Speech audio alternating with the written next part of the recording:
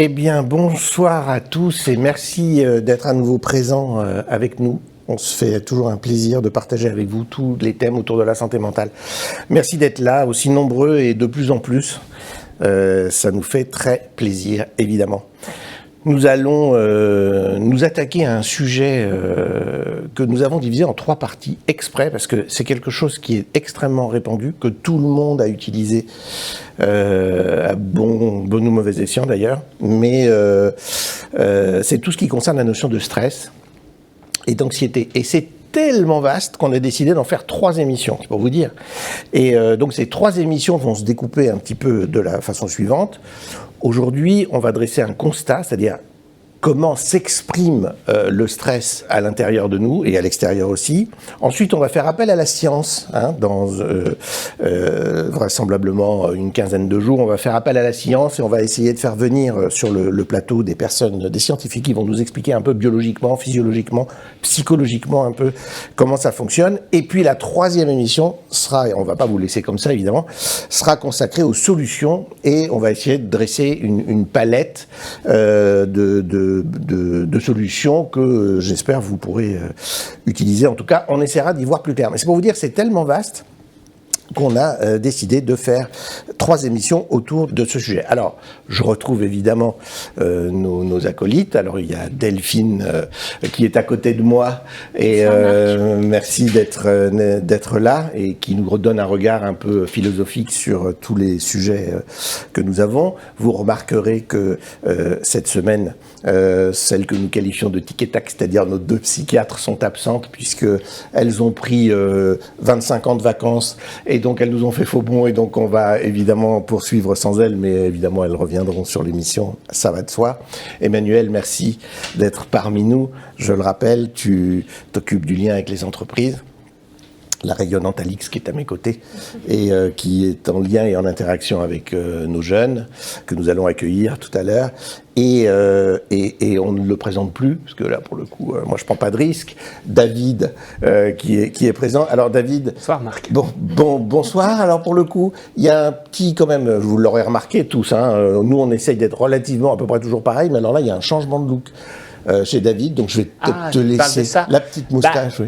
Dans cette émission, on parle souvent de la santé mentale des femmes, et donc au mois de novembre, je voudrais un peu me consacrer à celle des hommes. Parce que bon, triste chiffre, sur 3 suicides, 2 concernent des hommes, parce que les hommes vont jusqu'au bout, voilà, de leurs intentions.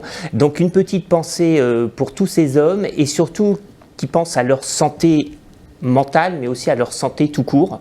Et donc, ils n'hésitent pas à s'auto-dépister. Et je pense notamment aux gens de mon âge pour dépister. De 25 ans, déjà. Exactement. Voilà. Dépistage du cancer de la prostate, des testicules, voilà. Et donc, novembre, c'est Movember. Et donc, écoutez, si vous voulez vous faire pousser la moustache par solidarité avec toute la gente masculine. D'accord. C'est un signe... C'est ça. D'accord. C'est... Ok, voilà. C'est bon à savoir. Si vous croisez des gens avec une moustache, ils font Movember. De toute façon, on fera une émission aussi pour la santé mentale des hommes, parce qu'on avait fait un peu l'impasse. On avait consacré une émission sur la santé mentale des femmes, mais ça va de soi. Et merci de le rappeler.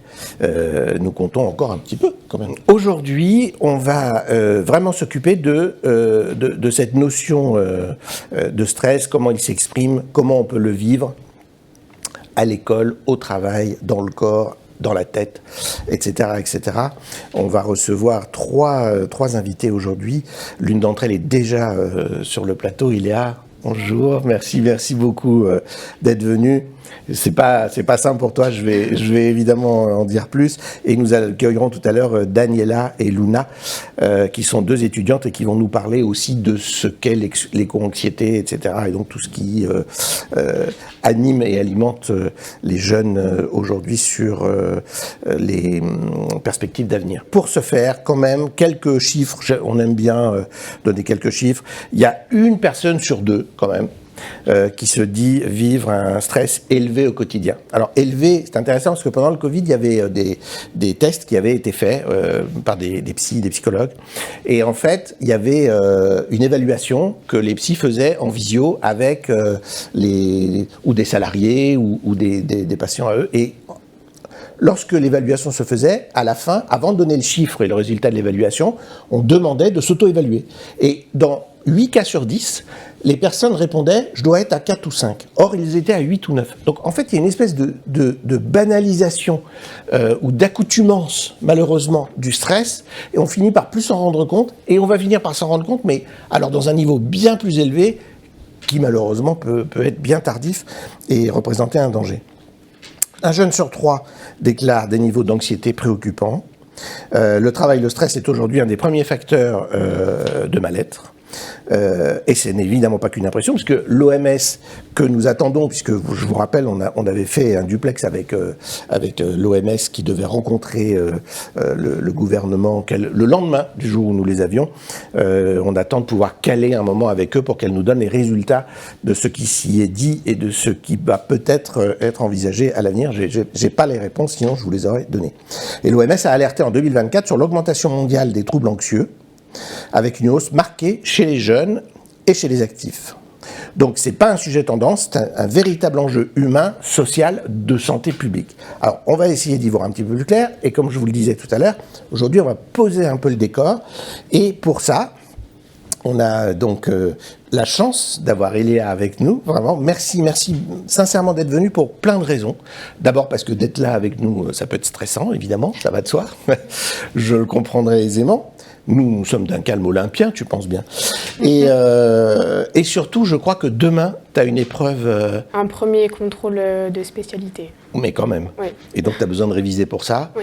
Et donc, c'est adorable d'avoir pris ce temps pour faire l'aller-retour, venir sur le plateau, pour nous donner un peu justement ton appréciation et ton regard sur le stress. Est-ce que tu peux rapidement te présenter, en quelle classe tu es, etc. Alors moi, je suis en terminale en général au lycée Michelet à Vanves. J'ai pris les spécialités AGGSP, donc Histoire, Géopolitique et Sciences politiques, et SES, Sciences économiques et sociales, avec une option droit. Tu as pris toutes ces options dans le but de donner le choix le plus large possible? Alors le choix le plus large, ça aurait été plus des spécialités scientifiques, parce que du coup là, en prenant ces spécialités-là, je me limite déjà à quelque chose de littéraire, donc tout ce qui est médecine, ingénieur, etc. Là, sans les maths, déjà, c'est très compliqué, donc avec Parcoursup, du coup, ça limite beaucoup les champs des possibilités. Et du coup, moi, je me destine plus à quelque chose de littéraire. Enfin, j'ai réfléchi à l'économie, mais bon, du coup, là, je suis pas encore vraiment très renseignée sur Parcoursup. Enfin, je suis obligée de me renseigner, etc. Mais petit à petit, je suis en train de voir ce que je peux faire ou non sans les maths, du coup, parce que là, je me rends compte que c'était quand même un choix un peu délicat de ne pas prendre les maths, parce que ça ferme... pas mal les champs. Ça te ferme des portes. Ouais. Alors c'est intéressant parce que tu parles de Parcoursup. Je ne sais pas si vous êtes au courant, si vous l'avez entendu, mais ils évoquent la possibilité de le retirer. C'est-à-dire du coup, c'est tellement compliqué, ça laisse 120 000 étudiants sur le carreau chaque année, ce qui n'est pas rien. Et donc ils évoquent l'idée d'arrêter Parcoursup au profit d'autre chose. Alors, une petite parenthèse. Moi, je ne l'ai pas connu personnellement, Parcoursup. Je n'ai même pas connu la genèse, je n'ai même pas connu l'idée qu'ils avaient de le mettre en place. Je pense que sur ce plateau, on est peut-être... J'ai connu. Voilà, c'est ça. J'avoue, j'ai connu. Moi aussi, j'ai connu parce que j'ai accompagné mes enfants. Alors, oui. Et on parle de stress. Le stress que peuvent avoir les jeunes, je le comprends tout à fait parce que moi, j'ai stressé au moment de Parcoursup. J'étais tout excité au moment de l'ouverture des résultats. Voilà. Et puis, accompagner son enfant pendant cette période, savoir quelle école va lui être ouverte, voilà. Et puis, je garde ma place ou je la garde pas, je la rends. Enfin, c'est terrible. Tu vas la faire monter en pression. Mais non, mais là, je parlais de cette angoisse que ça pouvait provoquer aussi chez certains parents. Alors, oui, ça évidemment, et je pense qu'on donnera la parole aux parents, parce que justement, Parcoursup, c'est aussi stressant pour les parents. Tu nous en parleras peut-être, toi, tout à l'heure.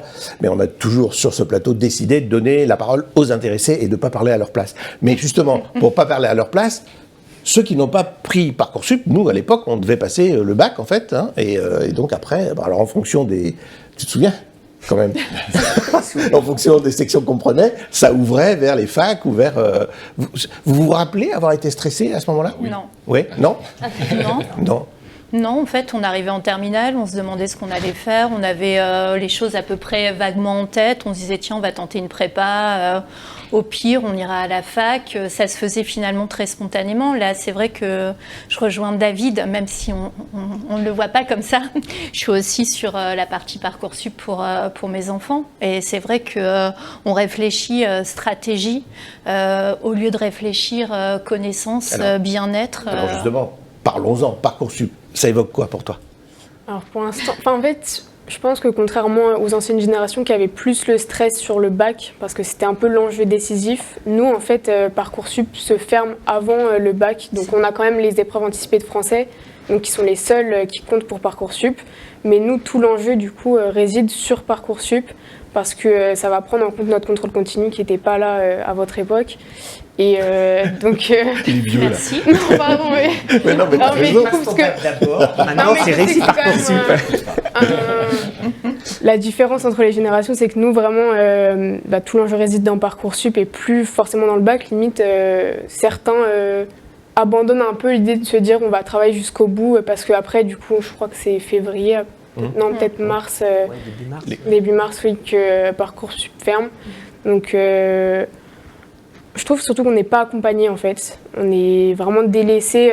On nous parle tard de ce qu'est Parcoursup et on découvre quand la plateforme va ouvrir. Même moi, je ne suis pas encore très renseignée. Donc, petit à petit, on est obligé. Là, par exemple, ce matin, j'ai dû donner 10 vœux Parcoursup à mon prof d'SES qui nous a demandé de commencer à réfléchir.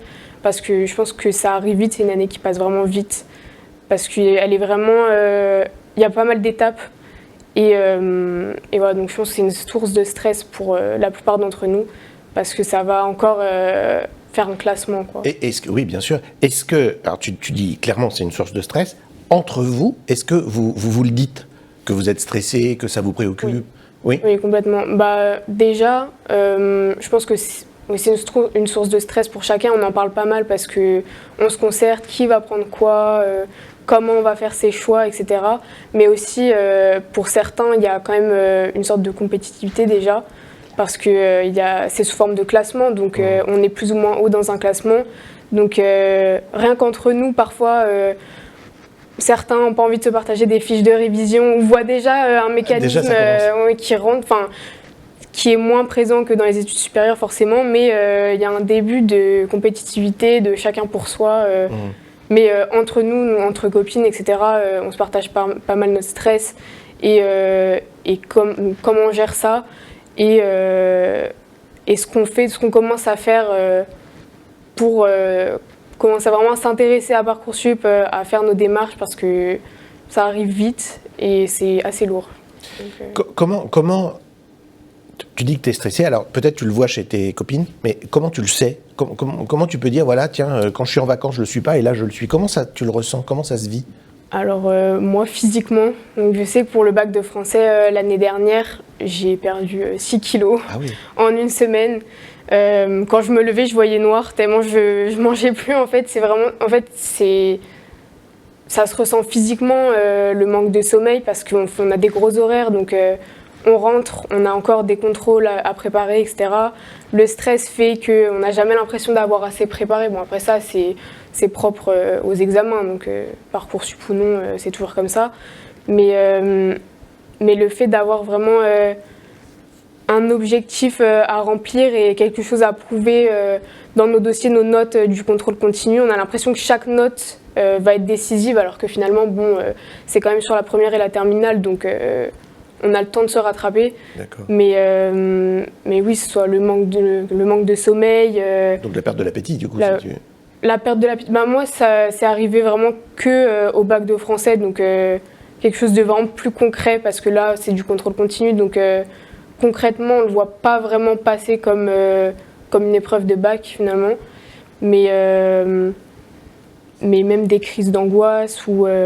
Et comment tu fais avec ça? Tu l'évacues, comment t'en parles? Comment tu... Je l'évacue pas beaucoup. Tu l'évacues pas?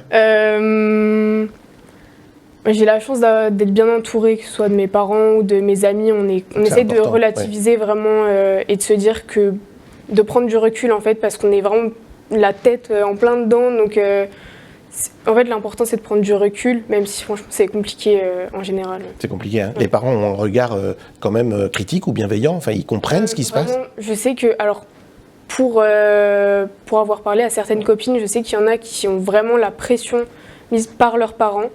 Alors moi, pour le coup, vraiment, mes parents, ils sont derrière moi à fond, que je choisisse une fac ou quelque chose qui me plaît vraiment, qui soit pas forcément des longues études, etc. Donc j'ai toujours un soutien, ils ont toujours cru en moi. Même quand j'ai des mauvaises notes, en fait, c'est eux qui me disent non, mais c'est pas grave, ça arrive et c'est comme ça. Mais je sais que j'ai des copines de leur côté, des parents qui les dévalorisent, qui leur disent que avec Parcoursup, elles vont se faire écraser, que dans 10 ans, on en reparlera parce que... Il y a vraiment cette idée de compétitivité et qui est appuyée parfois par certains parents et je trouve ça dur parce que en fait on se met déjà nous la pression, on a le système qui nous met la pression. Si en plus on n'a pas les parents derrière nous pour nous soutenir, c'est vraiment compliqué. Oui, c'est important.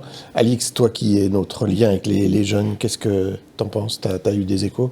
Je pense que de toute façon, la période Parcoursup, on le voit sur les réseaux sociaux. D'un coup, on se met à avoir plein de vidéos qui mentionnent le stress, aussi des conseils sur les vœux. Je pense que c'est une période qui est très compliquée quand on a 16, 17, voire 18 ans parfois. On est peu confronté à gérer, c'est presque une paperasse administrative en fait, plus que se poser les questions à soi de ce que je veux faire. Moi, à 17 ans, mais si avec du recul là, je m'étais dit à 17 ans, je serais aujourd'hui sur Synapse, non, j'avais pas du tout les mêmes envies, les mêmes centres d'intérêt, ça n'existait pas, mais en fait, faut se dire que tout est amené à évoluer et surtout dans notre époque, tout va tellement vite. Ce que je trouve compliqué, c'est que finalement, les enfants ont un enchaînement de diplômes ou de difficultés à traverser parce qu'ils commencent par le brevet en troisième. En seconde, sont organisées des réunions pour comprendre justement si on ne prend pas telle option, ça vous bloque tel ou tel choix. Donc c'est quand même impactant. Donc dès la seconde, alors qu'on a 14-15 ans, il faut déjà se projeter, avoir cette capacité en se disant il faut que je prenne presque le choix le moins pire, mais il n'y a plus de désir dans la sélection du choix. Après, en première, on nous explique qu'il faut faire en plus des stages pour pouvoir augmenter les points ou la désirabilité sur son profil Parcoursup, ou organiser des conférences au sein de l'école qui pourront être valorisées sur un CV qui permettront d'avoir des points supplémentaires. Et je trouve ça presque dingue parce qu'on n'a plus le temps d'être un enfant.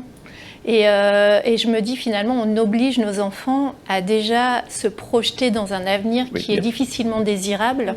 Et en plus, on leur met une pression de dingue. Parce que, et du coup, j'ai entendu une étude qui est... je pense que ça fait longtemps qu'on en parle. Le rythme biologique des ados n'est pas le même. Les ados ont besoin de se coucher beaucoup plus tard et de se réveiller beaucoup plus tard. Si bien que de les envoyer à l'école à 8h le matin, alors que pour eux, en fait, c'est le début de leur nuit. Et non, j'exagère, mais on n'est pas loin. Et en fait, et c'est complètement décalé. Et ça fait aussi, j'imagine, partie d'une pression, d'un stress, d'être complètement biologiquement en décalage avec le rythme. Est-ce que ça, c'est des choses que vous évoquez aussi ou Alors en décalage, je sais pas, mais surtout, en fait, on est poussé à se coucher plus tard parce que typiquement, moi, par exemple, demain, je vais finir à 18h. Je vais arriver chez moi à 19h, donc je vais manger, etc. Et en fait, je suis obligée de travailler jusqu'à minuit pour mes contrôles du lendemain, où je me lève à 6h30 parce que, en fait, on a 5 heures de cours d'affilée ensuite avec des contrôles. Et c'est un rythme, en fait, je pense que c'est handicapant et c'est limite se tirer une balle dans le pied d'avoir un tel rythme. Et mais en même temps, on est obligé d'avoir du travail à la maison, etc. Mais je pense que sur les horaires, en fait, c'est compliqué à tenir. Et le manque de sommeil, je pense que ça accentue aussi le stress. Parce qu'on a l'impression... moi, je sais que l'année dernière, par exemple, à la fin de l'année, c'est vraiment cette impression que j'ai eue. C'est à la fin, donc après le bac, de sortir ma tête de l'eau et de pouvoir respirer. Parce qu'on est vraiment dans un rythme qui est toujours le même, qui est vraiment dur à tenir. Donc, on a l'impression de ne pas pouvoir respirer en fait, pendant la semaine. Et moi, par exemple, j'ai cours aussi le samedi. Donc c'est 2 semaines de 6 jours sur 7. Et on a l'impression vraiment de ne pas avoir le temps de respirer parce qu'ensuite le week-end on doit travailler pour les contrôles d'après. Le dimanche donc. Voilà, donc le seul jour où je commence pas à 8h, là par exemple cette année, c'est le dimanche, quoi. Donc c'est... Et tu arrives à te poser, est-ce que tu as l'impression que le dimanche, le stress va réussir à redescendre ou est-ce que tu le gardes en presque un stress chronique en fait qui... En général, c'est plus le samedi après-midi, j'arrive à me poser, mais le dimanche, c'est reparti, puisqu'il faut réviser vraiment pour les contrôles de la semaine après. En fait, c'est constant. C'est ça. Ouais, c'est ça qui... Et c'est ça qui est fatigant et Bien qui entraîne vraiment un stress compliqué à tenir. Il y a une surveillance continue, c'est-à-dire qu'à notre époque, on n'avait pas le système Pronote ou école directe. Donc en plus, en tant que parent, c'est vrai qu'on est incité aussi à rentrer dans cette spirale un peu infernale de vérifier les notes en temps réel. On a accès, donc en fait, on regarde les notes. Parfois, on a les notes avant d'avoir reçu la copie. Donc, on n'a même pas d'explication logique ou tangible qui peut justifier telle ou telle note. Donc, en fait, on est tous, je trouve aussi en tant que parents, finalement pris dans cette spirale de stress en voulant accompagner nos enfants. Moi, je vois ma fille, elle fait un supplément de bac. En plus, un bac américain pour se donner plus de chance par rapport à Parcoursup. Et je me dis, mais la pauvre, en fait, moi, ça me fait presque mal au cœur de me dire qu'on s'impose tout ça alors qu'on est censé avoir encore la possibilité d'être un peu léger. Complètement, parce que c'est évidemment de pire en pire. Alors, 2 minutes, parce que du coup, elle l'évoquait il y a 2 minutes, les moments de respiration. Alors, le samedi après-midi... les vacances. Les vacances, etc. Est-ce que les vacances sont un moment de respiration ? Est-ce que là, c'est un moment où tu arrives justement à peut-être avoir cette vie de jeune, tu disais d'enfant, mais justement à couper, faire des hobbies, faire... Honnêtement, oui, quand même, les vacances, ça laisse le temps. Et, mais après, c'est toujours ce stress un peu permanent de... Après, je pense chacun son fonctionnement. Moi, je sais que ça me reste pas mal dans la tête, surtout quand je me dis que je vais pas m'y mettre tout de suite. J'ai quand même ce truc de me dire, oui, mais bon... Là, il faut que je m'y mette parce que j'ai telle ou telle chose à faire, etc. Mais sur Parcoursup, juste je rebondis parce que j'y pensais, en fait aussi, ce qui est compliqué, c'est qu'on nous dit oui, ça compte, oui, machin. Mais en fait, on ne sait pas ce qui compte. On ne sait pas ce qui va plus compter, ce qui va nous démarquer. Et ma mère me parlait d'une coach Parcoursup. Donc il y a des gens maintenant qui se spécialisent sur des... Mais on en a une qui est venue sur l'émission Parler. Donc moi, elle m'a proposé un accompagnement... je crois que c'est pendant 2 mois, tous les dimanches, prendre 2 heures. Et ça, c'est qu'un accompagnement. C'est ça. Et ça, c'est qu'une première partie d'accompagnement plus pour l'orientation et pas pour Parcoursup vraiment. Et rien que cet accompagnement-là, c'est 1 300 €. Donc en fait, il y a vraiment un business qui se crée autour de Parcoursup, de comment détourner le système, parce que donc ma mère me parlait qui a connu cette coach Parcoursup de quelqu'un qui l'a sollicité pour son fils. Et donc, elle l'a aidé à créer, donc à monter tout son Parcoursup, remplir, etc. Et un ami à lui qui avait un dossier des meilleures notes, des meilleurs résultats, etc. En fait, c'était 2 amis, ils avaient fait exactement les mêmes vœux. Et celui qui a eu qui a bénéficié des services de la coach Parcoursup a obtenu ce qu'il voulait, contrairement à quelqu'un qui avait des meilleurs résultats que lui. Donc en fait, on se rend compte qu'on rentre dans vraiment un business où on ne sait plus quoi faire pour se démarquer. Et c'est peut-être pour ça qu'ils veulent le retirer finalement. Oui, on va voir. Alors on parlait de respiration. Je crois que tu as des choses à nous dire à ce sujet-là. Sur la respiration, non, c'était surtout sur revenir sur cette notion de ce que veut dire le stress, parce que le stress, finalement, ça vient de l'ancien français estresser, qui veut dire étroitesse, et l'anxiété, ça vient de angere, le latin, qui veut dire étrangler. Donc je pense que l'étymologie parle d'elle-même, et c'est la même racine que le mot angoisse. Donc en gros, le corps se tend, le cerveau mouline, et on a ce petit hamster intérieur qui est sous caféine en perfusion. Le stress en soi, c'est pas finalement le problème, ça peut même être utile, ça sauve des vies, ça aide à rendre un devoir un peu à la bourre à la dernière minute, ou ça aide à courir après un bus quand on est en retard. Le souci, c'est quand le stress ne s'arrête plus et quand le corps reste en alerte, et c'est un peu ce que tu disais sur finalement le ressenti physique que tu pouvais avoir par rapport à cette zone de stress. Et les philosophes en parlaient déjà bien avant les psys. Sénèque, le stoïcien, disait « Ce n'est pas parce que les choses sont difficiles qu'on n'ose pas, c'est parce qu'on n'ose pas qu'elles sont difficiles ». Donc en gros, il faut respirer, ce n'est pas la vie qui est contre toi, c'est toi qui t'imagines en duel avec la vie. Bon, ça c'était peut-être avant Parcoursup. Et Sénèque, c'est un peu le premier coach en gestion du stress, mais en toge. Donc il y a eu aussi Kierkegaard, peut-être le philosophe le plus angoissé de l'histoire, qui lui disait « l'angoisse, c'est le vertige de la liberté ». Donc traduction, l'anxiété, c'est quand ton cerveau réalise que tu peux tout faire et donc tout rater. Bienvenue dans le grand 8 de la conscience humaine. Alors non, le stress et l'anxiété ne sont pas forcément des ennemis, mais c'est des baromètres, nos baromètres internes. Quand ils s'affolent, c'est peut-être aussi juste la vie qui dit « tu vas trop vite, redescends ». Le vrai courage aujourd'hui, ce n'est pas de tout maîtriser, mais d'apprendre à respirer même quand ça brûle un peu. Et donc c'est vrai qu'aujourd'hui, on se rend compte qu'il y a beaucoup justement de coachs, d'idées, de livres pour pouvoir aider justement à comprendre et à mieux gérer son stress. Mais en fait, on ne guérit pas du stress, mais il faut apprendre à vivre avec lui et essayer de trouver finalement des parades pour faire en sorte que ça soit un allié et pas quelque chose que l'on subit. Si tu as des idées de livres, il faudra nous les donner, qu'on mette... Je les donnerai pour le site plaisir. internet. Exactement. Voilà. Génial, merci beaucoup. Voilà. Et Léa, je sais que tu as demain une épreuve, donc on va évidemment te remercier d'être là. Je crois que tu as un vœu, alors comme c'est une émission sur la santé mentale, j'ai envie de le dire quand même, je crois que tu as un vœu qui prédomine les autres, c'est de devenir psy, toi-même. Donc on croise les doigts pour toi, fonce, t'arrête pas, et merci encore vraiment d'être venu là aujourd'hui. Et bon merci à courage toi. pour demain. Et bon courage pour demain, merci bien. Au revoir. Au revoir. Au revoir. Léa. Donc, après avoir agréablement accueilli Eléa, qui est vraiment, en plus, elle rayonne et tout, enfin, vraiment, c'est un plaisir de la voir. Nous accueillons Daniela et Luna. Merci à toutes les deux d'être parmi nous pour nous parler. Alors, vous êtes un peu plus âgées que la précédente, il devrait y avoir grande différence. Quel âge vous avez toutes les deux ? 25 ans. 24 ans. 24 ans, ok. Donc, vous, Parcoursup, c'est du passé. Ça y est, c'est bon. Heureusement.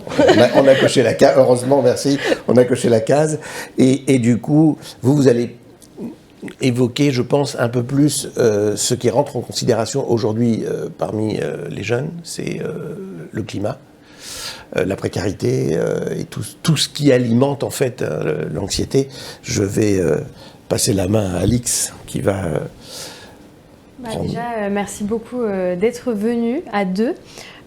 Donc aujourd'hui, on parle d'une génération entière qui grandit avec un sentiment diffus entre urgence et incertitude. Donc on a la crise climatique, on va parler de précarité du logement, peur de ne pas forcément aussi trouver sa place dans un système qui change très très vite. Donc c'est un peu ce qu'on appelle le stress de l'avenir, concrètement.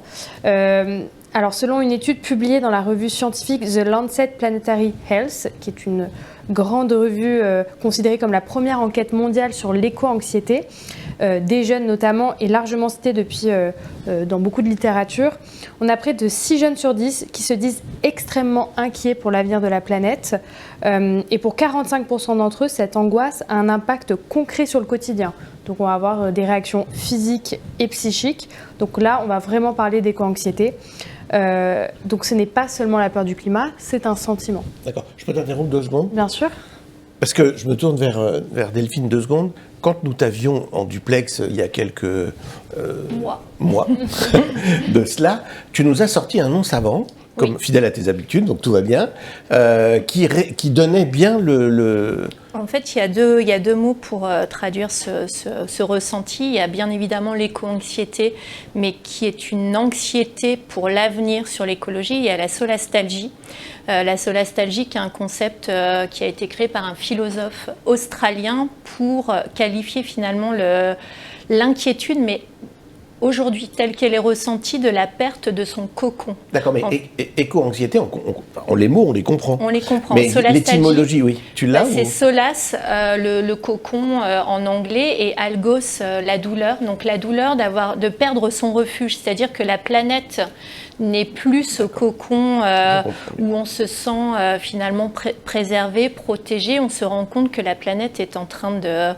peut-être brûler petit à petit. Et donc, c'est cette différence qu'il y a entre l'éco-anxiété et qui est une anxiété pour l'avenir et la solastalgie qui est une anxiété pour aujourd'hui, Ici, maintenant. Ok, merci de ton éclairage. Alix, je t'en prie. Non, mais je pense que c'est hyper important et je pense qu'avoir les bons mots, c'est vraiment aussi ce qui permet de bien exprimer ce que ressentent les jeunes ou les moins jeunes d'ailleurs sur ces sujets. Donc, vous êtes toutes les deux étudiantes et alternantes, donc vous avez aussi vous commencez à avoir une vision aussi de salariés, autant que jeune encore étudiante. Daniela, je me tourne vers toi parce que tu m'as dit, quand on s'est appelé pour préparer l'émission, que l'éco-anxiété, ce n'est pas seulement l'environnement, c'est aussi des problèmes humains et sociaux. Alors, est-ce que tu peux nous en dire un peu plus sur cette phrase et ce que ça veut dire pour toi ? Eh bien, ça m'est venu directement quand tu m'as posé la question parce que, évidemment, en tant qu'étudiant, la première chose à laquelle on pense, c'est le côté économique. C'est difficile d'être étudiant, bien qu'il y ait autant, je pense, de situations que d'étudiants en France. Ma vision va être pour l'instant parisienne et avec un peu d'aide de mes parents, mais elle est très diverse. Et une fois qu'on passe cette étape en fait de si je fais des études, est-ce que je prends un petit boulot à côté? Est-ce que ce petit boulot-là, il va pas entacher un petit peu ce que je peux faire? Est-ce que je reste proche de ma famille ou est-ce que je pars pour peut-être avoir plus de chances de trouver un emploi, ce genre de choses? Déjà que ce sont des questions très compliquées, donc ils mettent un petit peu en place, je pense, ce côté solastalgie, si je le dis bien. Ensuite, on va avoir cette question où moi je me retrouve aujourd'hui, c'est oui, j'ai un emploi, déjà à quel prix? L'alternance, ça reste pas simple, même si j'ai commencé à travailler à partir de 18 ans en tant que caissière, comme beaucoup de gens.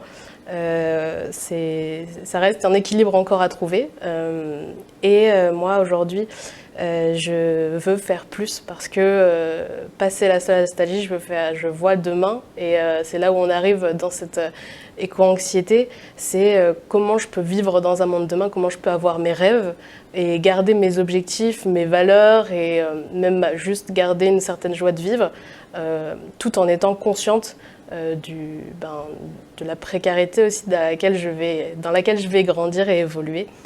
Et aujourd'hui, je vraiment me pose des questions sur mon emploi. J'estime que mon emploi, il doit être vraiment en coïncidence et en congruence avec ce que je pense et mes valeurs.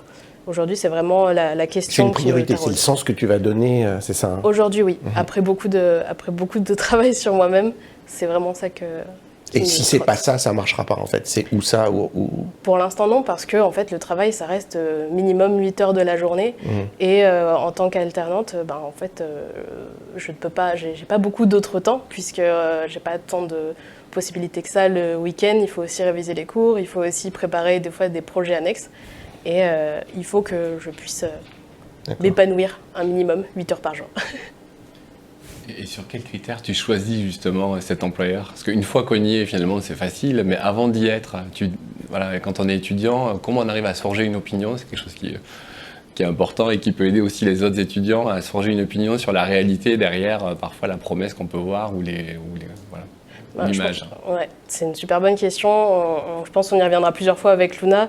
On a choisi toutes les deux notre école, notre formation pour pouvoir justement changer un petit peu ce système. Et maintenant, c'est comprendre qu'il va falloir être changé à petits pas par petits pas. C'est difficile. C'est surtout à ce moment-là, je pense qu'on a une grosse prise de conscience. On y reviendra plus tard, mais ça devient très dur au tout début d'avoir plein d'idées, plein de volontés, et des fois de se dire « calmons-nous, prenons du recul ».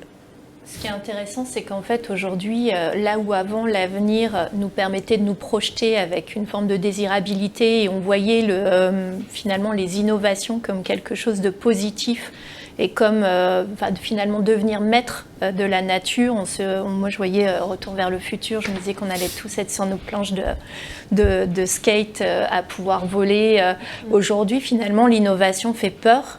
Et là où l'innovation était associée à la notion de progrès, donc d'amélioration de la vie, aujourd'hui ce n'est plus forcément le cas.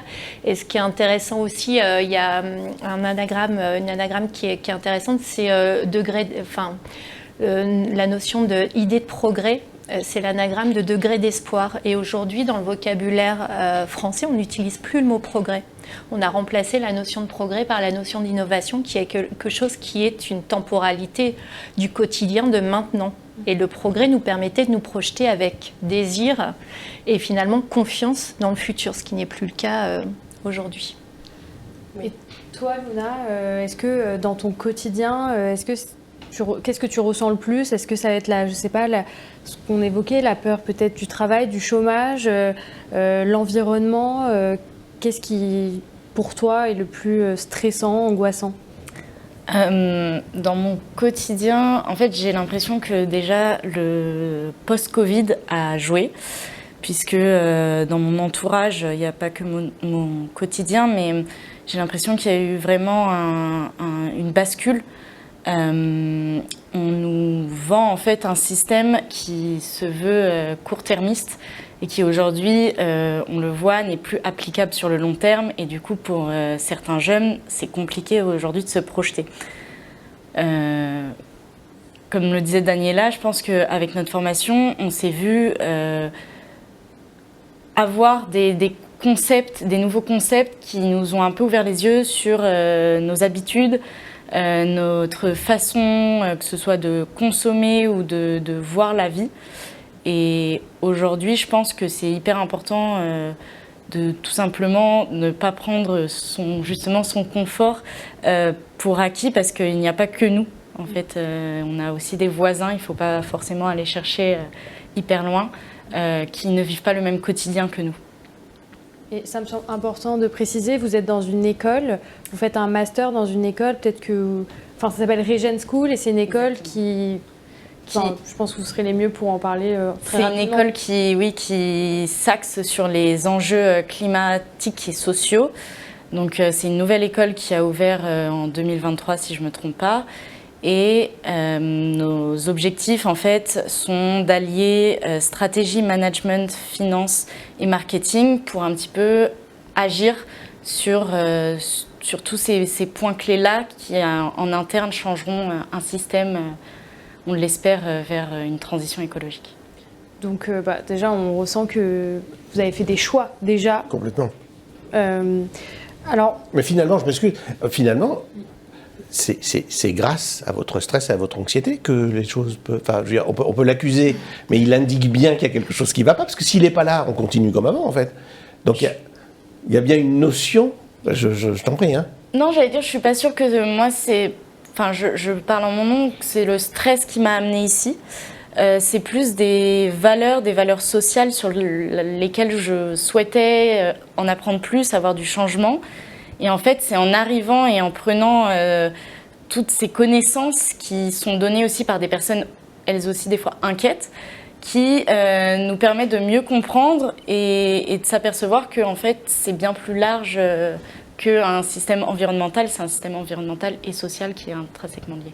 Bien sûr. Donc déjà, il y a une vraie prise de conscience dans le milieu, je dirais, éducatif pour créer ce master, pour répondre à des besoins plus tard d'entreprise, besoins que quelquefois on va même provoquer, parce que je pense que vous allez être un peu force de proposition pour aller vous vendre demain sur le marché. Mais justement, oui. Il y a c'est ce que tu veux évoquer, l'idée du moteur. En tout cas, de ce que j'ai pu lire et voir, et en discutant avec pas mal de jeunes, c'est qu'il y a aussi une forme... En fait, ce stress, ça amène aussi une fatigue psychologique sur cette écologie. On se dit que la montagne, elle est trop importante à gravir, que c'est pour ça qu'il y a des jeunes qui décident de ne plus faire d'enfants. Et c'est des symptômes d'une fatigue, d'une envie... justement de ne plus avoir envie, on a l'impression que c'est insurmontable. Et est-ce que ça, peut-être Daniela, est-ce que toi tu as un avis sur ça, sur cette fatigue écologique, comment on peut aussi peut-être la contrer? Oui, je me permets de lire une phrase qui m'a fait penser à ce moment de prise de conscience que moi j'ai ressenti et qui m'a touchée. Je citerai ensuite le livre évidemment. Nous assistons en direct avec une douleur profonde mêlée d'impuissance. Non pas parce que nous sommes réellement impuissantes ou impuissants, mais parce que nous avons appris à l'être, parce qu'on nous a appris à l'être. Et c'est les premières pages d'un livre, Pour la joie, une ode à la résistance poétique et politique, qui m'ont touchée et qui, je pense, sont en lien direct avec ce que j'ai pu ressentir au moment où on m'a donné toutes ces informations, au moment où j'ai commencé à suivre un petit peu plus que Hugo Décrypte, même si déjà son travail est hyper intéressant. Parce que prendre conscience de tout ça, c'est prendre ses responsabilités en tant qu'humain. En fonction de où on se trouve, c'est prendre conscience qu'effectivement, on peut faire partie, encore une fois, des privilégiés malgré tout. Et au moment de prendre ses responsabilités, la question, ça va être est-ce que je peux être seule ou est-ce que je vais être à plusieurs pour pouvoir les prendre. Et si on ne nous donne pas si autour de nous, on n'a pas la chance d'avoir des personnes un minimum renseignées sur le sujet, déjà avec qui je pourrais échanger, ou surtout qui pourront m'apporter un petit peu plus de connaissances pour me permettre de relativiser et de comprendre d'où ça vient, et donc d'avancer, ça devient très difficile. Et effectivement, la fatigue est présente déjà à ce moment-là, parce que beaucoup d'informations, c'est génial. Maintenant, on a envie de trouver une solution, en fait. Quand on voit autant de problèmes, on a envie de trouver une solution. Bah oui, fatalement. Et puis, c'est difficile de faire une pandémie positive de vos actions. Hein. Il y a des résistances, on le sait bien. À quel moment, donc vous avez donné votre âge tout à l'heure, à quel moment le déclic se fait? Comment ça marche, en fait? Dans votre parcours, à quel moment vous vous dites « Waouh, l'ampleur du problème » Moi, rapidement, c'est assez simple. Je travaillais avant de reprendre mon master. J'avais arrêté mes études après une licence en école de commerce classique. Et je commençais à travailler. Simplement, au bout d'un moment, j'ai vu comme un sablier avec les grains qui tombaient. Et je me rendais compte que je n'aidais personne. Je ne m'aidais même pas moi. Pour mettre en contexte, j'étais dans la vente classique, on va dire. Et je ne voyais absolument pas ce que ça m'apportait. Je ne voyais absolument pas ce que ça pouvait apporter à qui que ce soit d'autre que peut-être mon salaire qui effectivement était le double de ce que j'ai aujourd'hui. Et c'était très très compliqué parce que je me dis, j'ai aussi vécu un décès d'un proche et je me dis, mais si demain c'est moi, j'aurais fait quoi? Qu'est-ce que j'aurais fait? Est-ce que je suis vraiment là aujourd'hui heureuse de mes choix? À quel âge tu as à ce moment-là? Ce que tu décris? Il y a, c'est juste avant que je commence l'école, donc il y a 2 ans. Ah oui, c'est récent Oui, malgré tout à l'échelle d'une vie. D'accord. Oui, pour le coup, c'est assez récent. Moi, c'est un petit peu différent parce que du coup, j'ai ma famille qui est dans l'élevage d'agriculture bio. Pour autant, pas forcément jeune, sensibilisée dans l'environnement dans lequel je grandis, mais ça ne me touche pas. Je voulais rencontrer la ville, partir un petit peu, mais consciente de mon milieu et que ça reste important et que j'ai grandi en nature. Et en fait, je pense que ça vient étape, par des expériences de vie, des expériences sociales. Je me suis intéressée à différentes cultures et notamment, je pense, un point qui m'a touchée, c'est tout ce qui est culture des autochtones et des natifs, qui sont toujours en fait les premières personnes touchées dans des conflits souvent liés écologie et sociaux. Et petit à petit, je me suis intéressée au marketing vert. J'ai découvert la Region School et j'en suis là. Elle est que en France? Elle est que à... Enfin, je sais pas où elle est d'ailleurs. Pour le moment, elle est à Paris. Il y a un campus qui ouvre à Marseille, je crois, en septembre 2026. Pour l'instant, il y en a une. Pour l'instant, il y en a qui a du succès? Oui, ça commence à se faire connaître pas mal dans ce qu'on appelle le Regen Ecosystem sur Paris, mais je pense que ça va fonctionner aussi à Marseille. C'est chouette. Et l'école a cependant à l'étranger, non? Comment ça? Est-ce qu'il y a d'autres... Non, mais ils ont pour objectif, oui, d'avoir des campus à l'étranger pour essayer de grossir. D'accord, donc ça veut dire que dans des pays voisins, il n'y a pas ce besoin, enfin on n'a pas ressenti le besoin de créer Si je peux me permettre, évidemment, s'il y a déjà un besoin, je prends la parole parce qu'au moment justement de ma prise de conscience, ensuite il a fallu que je cherche où est-ce que je peux trouver des réponses qui va me les donner, et j'ai cherché effectivement toutes les études qui étaient capables d'être faites, en tout cas qui pouvaient m'être capables, Et si, il y a beaucoup d'études qui sont déjà en lien. Il y a Sciences Po qui a des beaux parcours. Je connais des personnes qui travaillent dedans, qui étudient là. C'est assez intéressant. Il y en a en Angleterre, il y en a en Suisse. Aux Pays-Bas, c'est assez poussé. Maintenant, moi, j'ai choisi cette école parce que j'avais besoin de l'alternance puisque je vis seule. Il fallait que je puisse subvenir à mes besoins. Je n'avais pas la possibilité de faire ne serait-ce qu'une licence simple. Parce que moi, j'ai estimé que je ne pouvais pas prendre un petit boulot à côté. Je sais que je n'aurais pas géré ça. Mais c'est déjà effectivement des choses qui existent et sur des thématiques des fois aussi plus précises. Par exemple, ça peut être sur l'énergie renouvelable, sur les choses comme ça. Il y a d'autres pays aussi qui travaillent depuis longtemps là-dessus. Mais de toute façon, maintenant, moi, ça va faire 2 ans que j'ai quitté l'école et mon ancien master. Mais toutes les écoles, maintenant, intègrent l'impact. Et je parle d'impact parce que c'est pas forcément que l'écologie, mais c'est ce que tu disais, Delphine, mais vraiment, à l'école, on apprend à innover, on va penser au futur, à trouver des nouvelles idées. Et maintenant, en tout cas, moi, dans mes souvenirs, à chaque fois qu'on faisait un projet, il fallait évidemment qu'on pense à l'impact de nos créations. Et je crois que ça, c'est un truc vraiment d'ingénieur, où maintenant, ils sont obligés, quand ils font une création, de penser aux conséquences de ces créations. Et je pense que votre école, elle est extrêmement innovante parce que je pense que c'est essentiel d'avoir des personnes spécialisées sur ces sujets, surtout à votre âge, parce que vous avez une prise de conscience. Mais je trouve ça faut quand même saluer aussi que les écoles aujourd'hui généralisent aussi cette prise de conscience. Et de toute façon, les jeunes sont stressés par ce sujet. On a des associations étudiantes qui sont orientées sur les sujets écologiques, sociétaux aussi, des associations étudiantes pour soutenir les autres étudiants en précarité. Et de toute façon, c'est un cercle vicieux, tout est relié finalement. Je rebondis juste sur ce que tu viens de dire parce que c'est très intéressant. Je ne sais pas si vous connaissez Ferry Barka, qui est le créateur de Banlieue Climat, donc toute une association pour porter la parole des personnes qui vivent en banlieue sur les sujets climatiques et qui, depuis cette rentrée, est devenu prof à la Sorbonne, si je ne dis pas de bêtises, et premier prof à la Sorbonne sans forcément un diplôme associé. Donc comme quoi les enjeux deviennent de plus en plus importants et les prismes changent puisqu'il ne doit pas être plus âgé que nous. Donc, mais du coup, pour revenir, parce que tout ça, ça vous stresse logiquement, puisque y a des résistances, comment vous faites ? Est-ce que dès que vous menez une action, alors en termes d'apprentissage personnel, j'imagine que ça vous êtes servi, mais sur les actions que vous voudriez mener, est-ce que quand il y en a une qui est démarrée ou menée, est-ce que ça vous déstresse ? Est-ce que vous vous dites, on avance ? Parce que là, pour l'instant, j'ai quand même plutôt l'impression que grâce à lui, le stress, ça vous fait avancer, donc on a le moteur, et il ne faut pas qu'il soit là tout le temps. Donc comment vous faites pour travailler là-dessus ? Je dirais, en fait, c'est tout ce qui est lié justement à ce qu'on appelle l'infobésité. C'est le fait de recevoir énormément d'informations. Ça nous pousse à faire peut-être des grands choix de vie à venir dans les écoles, mais on a un niveau de morale un petit peu comme ça.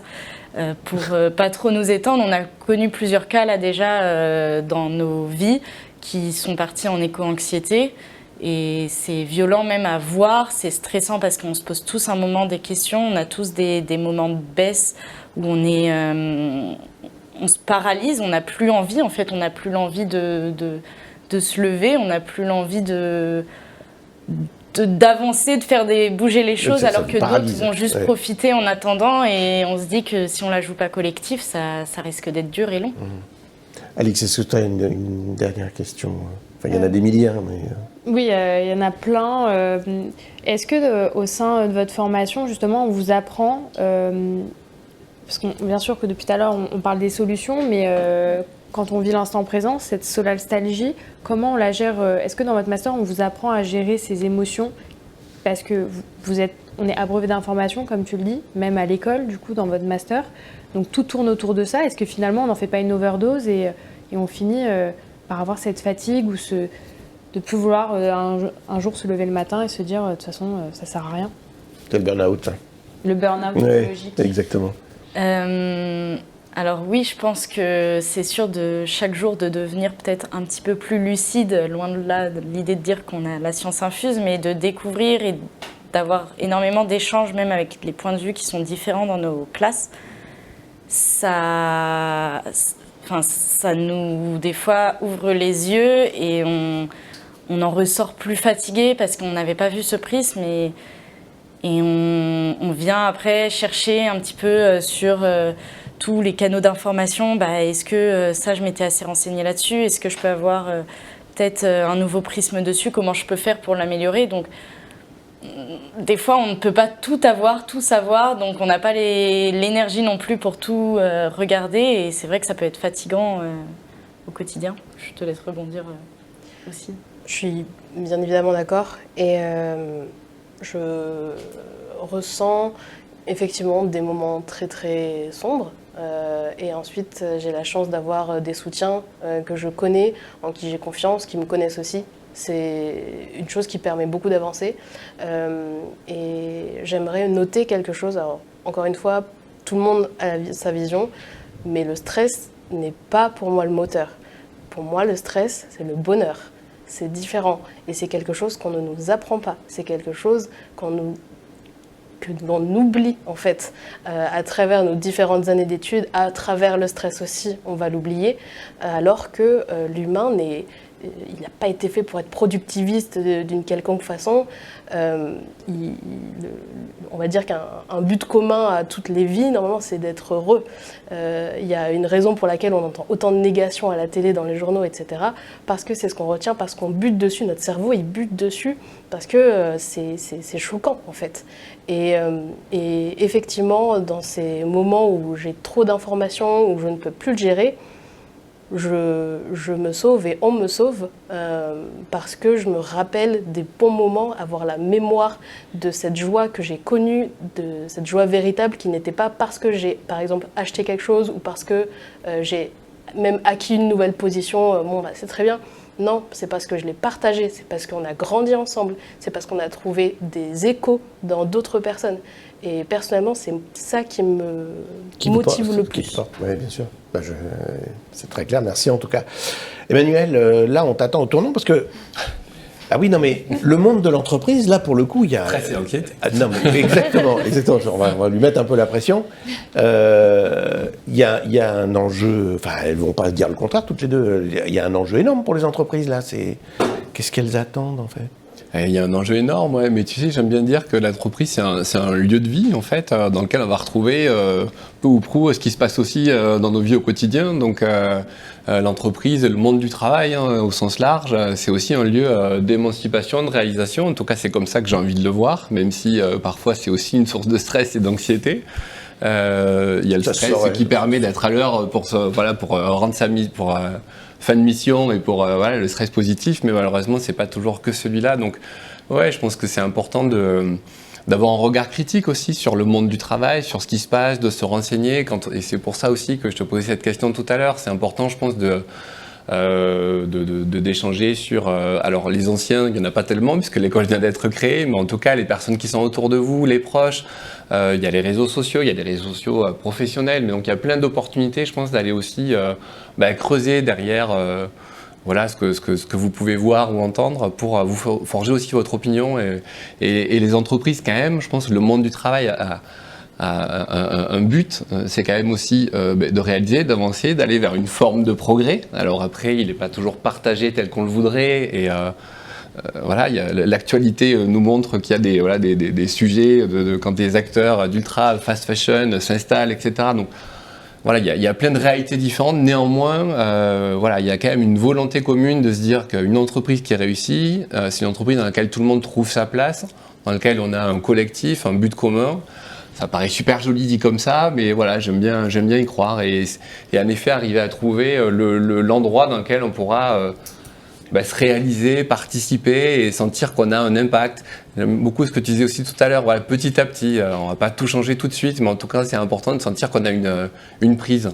Oui, et je me permets rapidement, je trouve ça très intéressant ce que tu dis, et là où on fait un lien aussi facilement avec nos études, c'est que on n'a pas des professeurs, on a des intervenants, Et là où pour moi, c'est pour ça que j'ai choisi cette école et cette formation, c'est parce que j'ai ressenti le côté humain de chaque intervenant qui avait leur parcours derrière eux et qui s'était rendu compte de ses limites, quel que soit le secteur, quel que soit le cours donné, et qu'il voulait aller un petit peu plus loin. Qui est fondateur de cette... Enfin, qui? Oui, alors... Ils sont peut-être plusieurs.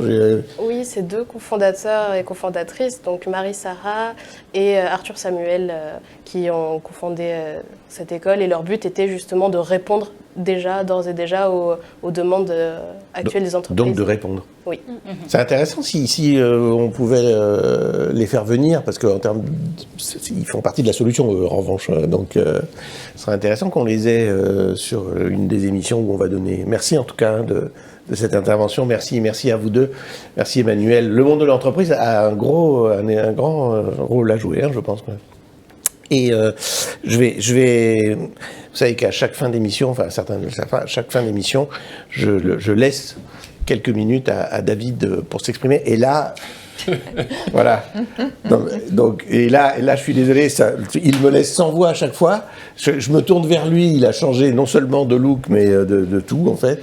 Donc, je vais lui passer, et je ne sais pas du tout ce qui va se passer. Nous ne sommes au courant de rien. Ça va très bien se passer. Ça va très bien se passer. Ok, je vous apprendrai rien qu'il y a quelques jours, on a changé d'heure. Alors moi, j'en ai entendu parler entre ceux qui sont pour, ceux qui sont contre. Voilà. Moi, j'y vois quoi comme intérêt? On a passé une nuit, on a dormi 1 heure de plus. Bon, alors c'est pas qu'un sujet de changement d'heure et d'horloge.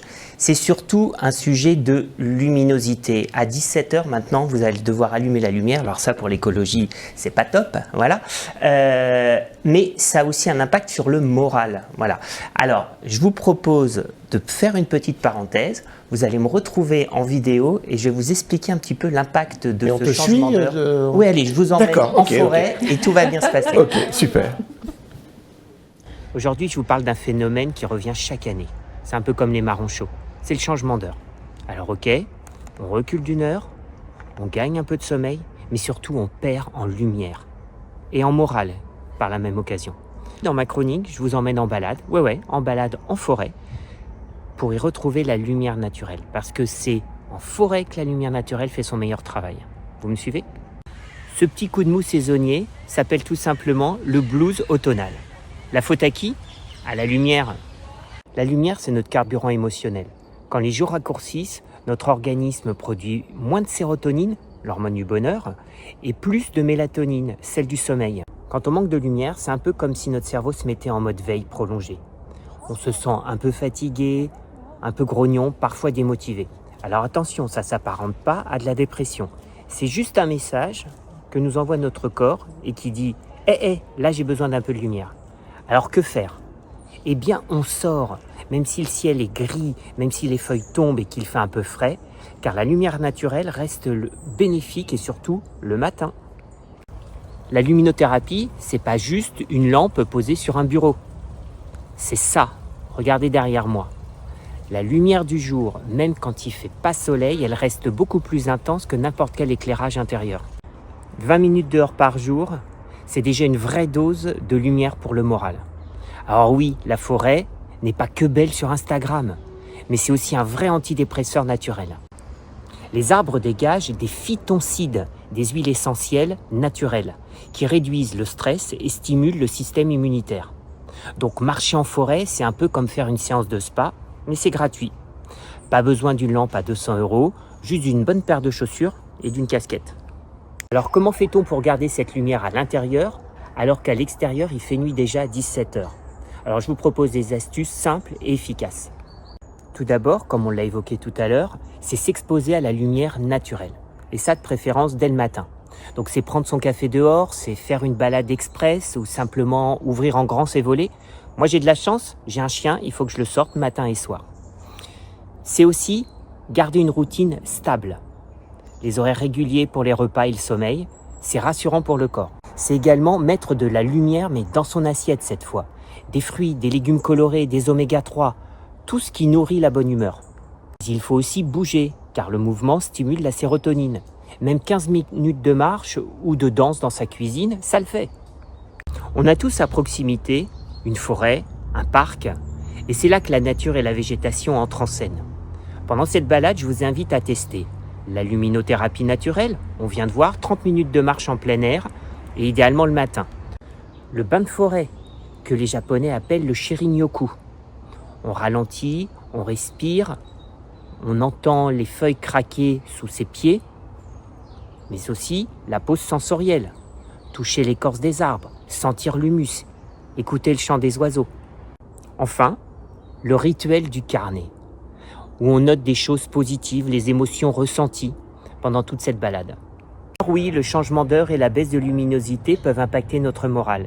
Mais comme on l'a vu, la lumière naturelle, le mouvement et quelques habitudes simples suffisent à garder le cap. Bon alors, cette petite balade en forêt, ça fait un bien vous a fou. plu ? Mais alors moi je suis complètement déstressé, les éco-anxieux ils sont ralentis, tout va bien, tout va super bien. Non, vraiment. Là, je rentre d'une balade en forêt, juste avant l'émission, c'était parfait. Non, trêve de plaisanterie. Donc, en effet, c'est ce manque de lumière qui impacte sur le moral. Donc, on va être gronchon, on va être désagréable. Donc, c'est juste une période à passer. Donc, ce qu'il faut retenir, c'est que si vous avez la possibilité de vous exposer à la lumière, même si le temps est gris, rien ne vaut la lumière naturelle. Donc, et puis si vous décidiez vraiment de passer à la luminothérapie... C'est la question que je voulais te poser. C'est celle du plateau ? Alors, celle du plateau, c'est pas celle-là. Une fois par semaine. Non, le seul truc qu'il faut retenir, c'est qu'il faut qu'il y ait 10 000 lux et pas plus de 20 minutes par jour. D'accord. Voilà. Bon, faites des économies, les temps sont durs, prenez plutôt la lumière du soleil. On est bien d'accord, merci. Ou du jour. Merci beaucoup, merci. Merci à vous deux d'être venus nous voir et nous parler de cette éco-anxiété. Merci à vous. On en de nous avoir entend écoutés. parler évidemment beaucoup, hein, donc merci évidemment d'être là. Merci à vous tous. La semaine prochaine, alors on a une émission un peu difficile, je reconnais volontiers. La semaine prochaine, on va parler du deuil. Qu'est-ce que ça veut dire ? Le deuil, faire le deuil, et donc je vous retrouve la semaine prochaine. Merci à vous tous, merci et à très vite. Au revoir. Au revoir. Au revoir.